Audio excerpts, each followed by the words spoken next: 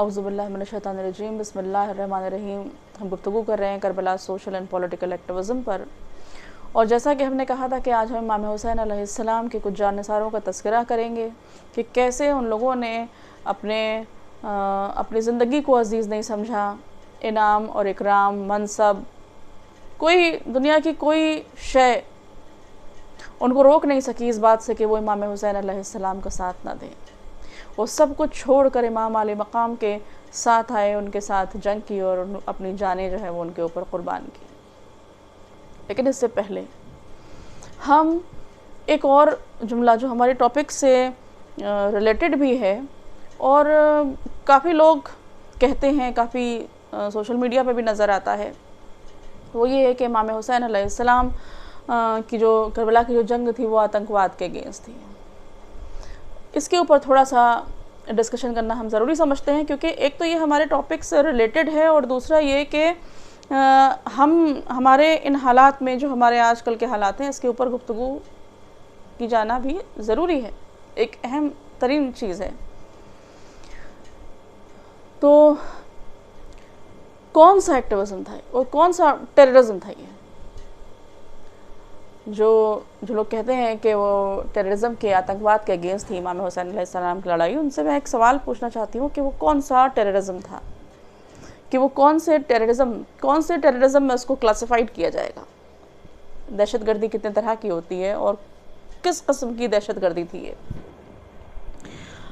तो मुझे इससे बिल्कुल इनकार नहीं है कि ये दहशतगर्दी थी, क्योंकि दहशतगर्दी की जो डेफिनेशन मेरे हिसाब से है वो ये कि कोई शख्स अपनी ताकत की बिना के ऊपर किसी दूसरे के जब हुकूक़ की, इंसानी हुकूक़ की को जो है इस्तेहसाल करता है किसी दूसरे के इंसानी हुकूक़ का, तो वो दहशतगर्द है। अब उसकी दहशतगर्दी का दायरा कितना बड़ा होगा ये इस बात पर मुनसर करता है कि उसके पास ताकत कितनी है। अगर सियासी ताकत है, बड़े लेवल की ताकत है, तो जाहिर सी बात है जितना पावरफुल वो होगा उतना ही वसी दायरा होगा उसकी दहशत का। तो ये जो टेररिज्म उस वक्त था, रसूलुल्लाह सल्लल्लाहु अलैहि वसल्लम के घर वालों को अगर ये कहा जाए कि आतंकवाद ने ख़त्म किया, उन्होंने शहीद किया, तो ये आतंकवाद स्टेट टेररिज्म में आएगा। स्टेट टेररिज्म की एक किस्म है। आज जो ह्यूमन राइट्स के जो इदारे हैं, जो ह्यूमन राइट्स के महकमे हैं, तो वो ह्यूमन राइट्स के ऊपर उनका सारा फोकस जो है वो आज ह्यूमन राइट्स से ह्यूमन फ्रीडम की तरफ शिफ्ट होता नज़र आ रहा है। और जो स्टेट्स, क्योंकि सारी की सारी पावर्स तो स्टेट के पास होती हैं, राज्य के पास होती हैं, तो स्टेट अपनी पावर्स का मिसयूज़ करके सिटीजन्स के राइट्स को एक्सप्लॉइट ना करे, इसके ऊपर जो है ह्यूमन राइट्स जो है वो नज़र रखता है, इसके जो महकमे हैं, और इसी के ऊपर मज़ीद गुफ्तगू हो रही है और सोचा जा रहा है। तो यहाँ भी अगर हम देखें 61 हिजरी में, तो हमें स्टेट टेररिज्म नज़र आता है। बैअत करनी पड़ेगी, फरमान है, प्रेशराइज किया जा रहा है, बैअत करो। नहीं, अगर तुम तजवीज़ रखी गई है कि सरहद के बाहर चले जाएंगे, वो भी रिजेक्ट कर दी गई। देख रहे हैं कि 72 लोग हैं, नहीं जंग करो या अपना हाथ हमारे हाथ में दो, पानी बंद कर दिया गया, शायद प्यास में घुटने टेक दें। तो ये सारी चीज़ें टेररिज्म में आती हैं, स्टेट टेररिज्म। और यही स्टेट टेररिज्म था जिसके अगेंस्ट हमने देखा कि एक्टिविस्ट भी उठे, ایک ایکٹیویزم بھی نظر آتا ہے ہمیں.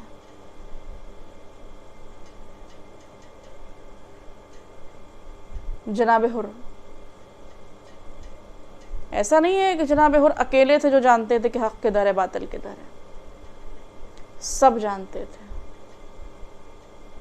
کسی سے چھپا نہیں تھا. پسر سعد بھی جانتا تھا. اس کا سٹیٹمنٹ ہے کہ میں نغد کا سودا کروں گا. جناب حر نے کہا کہ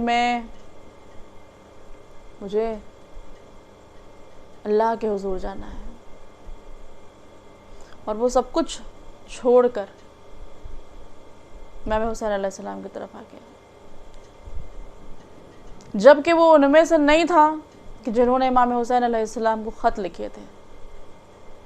وہ یزید کی فوج کا کمانڈر تھا جو پہلے امام حسین علیہ السلام کو روکنے، ان کو گرفتار کرنے کے لیے بھیجی گئی تھی. فوج کا کمانڈر تھا، اس کے سامنے اس کا اپنا کریئر تھا، ایک بڑا اچھا کریئر تھا اگر وہ اسی فوج میں رہتا تو. لیکن اس کو وہ سب نہیں چاہیے تھا. مورلی کانشیس انسان تھا، تو سب کچھ چھوڑ کے حق کی طرف آیا. حق کیا ہے یہ زبالہ پر ساتھ چھوڑ کر جانے والے بھی جانتے تھے، وہ کوفے میں بیٹھے رہنے والے بھی جانتے تھے. لیکن وہ شاید مورلی اتنے کانشیس نہیں تھے، ان میں اتنی جرت نہیں تھی، ان کا ایمان اتنا پختہ نہیں تھا، اور وہ بیٹھے رہ گئے. اور اسی طرح زہیر بن القین ہے. زہیر بن القین عثمانی کہے جاتے تھے، اور جب امام حسین علیہ السلام مکے سے کوفے کی طرف آ رہے تھے تو ساتھ ہی ان کا بھی قافلہ سفر کر رہا تھا، اور وہ نہیں چاہتے تھے کہ امام حسین علیہ السلام کے ساتھ کہیں ٹھہرے. لیکن امام حسین علیہ السلام ایک بابصیرت لیڈر، جن کی نگاہیں پہچانتی تھیں کہ کون حق پرست ہے کون نہیں ہے.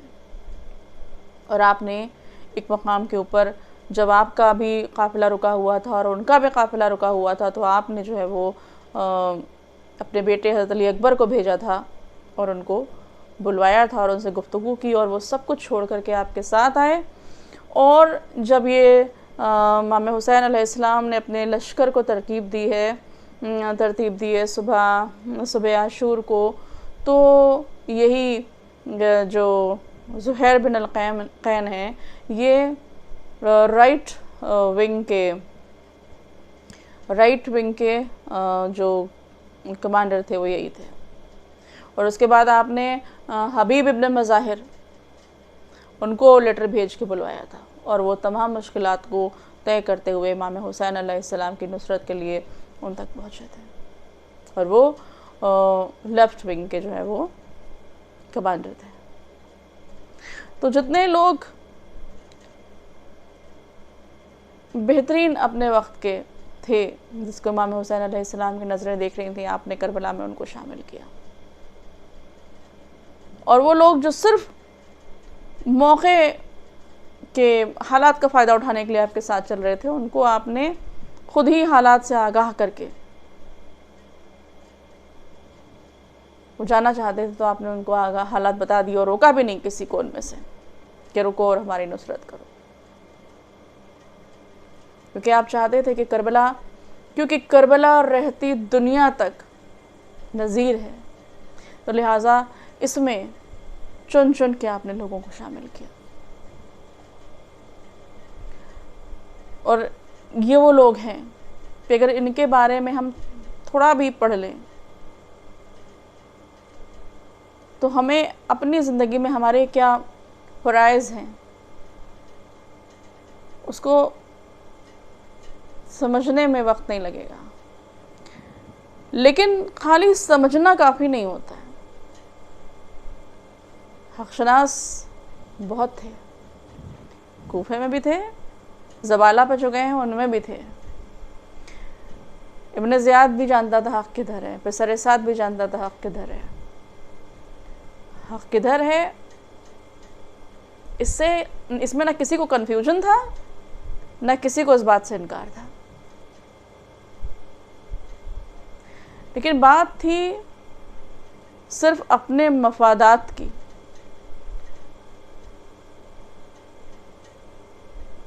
کچھ لوگ سیلفش تھے، کچھ سیلف لیس تھے۔ جو سیلف لیس تھے وہ امام حسین علیہ السلام کے ساتھ تھے، اور جتنے سیلفش تھے تو ان کی سیلفشنس کی ڈگری کے اکارڈنگ کچھ گھر میں بیٹھے رہ گئے اور کچھ قتل کرنے پر آمادہ ہو گئے۔ جس لیول کی ڈگری ان کی سیلفشنس کی تھی اس کے اکارڈنگ انہوں نے اپنا عمل کیا۔ تو آج ہم کو یہ دیکھنا ہے کہ ہم جس سوسائٹی میں رہ رہے ہیں یہاں تو کسی قسم کا ٹیررزم نہیں ہے، یہاں تو کوئی کسی کے ہیومن رائٹس کا استحصال تو نہیں کر رہا ہے، ایکسپلائٹ تو نہیں کر رہا ہے کوئی کسی کے ہیومن رائٹس کو، چاہے وہ اسٹیٹ ہو یا کچھ اور۔ اگر ایکسپلائٹیشن ہو رہا ہے تو ایسے میں ہمیں کیا کرنا چاہیے؟ عزاداری ظلم کے خلاف احتجاج ہے، اور اس کا مقصد بھی یہی ہونا چاہیے کہ لوگوں کو بتائے کہ وہ ظلم کو برداشت نہ کریں، نہ خود ہمیں ظلم کو برداشت کرنا ہے۔ اگر ہم عزاداری کر رہے ہیں تو یہ فریضہ ہمارے اوپر عائد ہوتا ہے کہ نہ ہم خود کسی پر ظلم کریں، نہ اپنے اوپر کسی کے ظلم کو برداشت کریں، اور نہ کسی دوسرے پر کسی کو ظلم کرنے دیں یا کسی دوسرے پر ظلم ہوتا دیکھ کر کے ہم خاموش رہیں۔ یہ ہے مقصد عزاداری۔ عزاداری اس لیے نہیں ہے کہ پولیٹیکل پارٹیز کو اس کے نام کے اوپر سپورٹ کریں، قوم کو کسی پولیٹیکل پارٹی کے دروازے پہ اور اس کی چوکھٹ پہ لے جا کر کے بٹھا دیں، اس لیے نہیں ہے عزاداری۔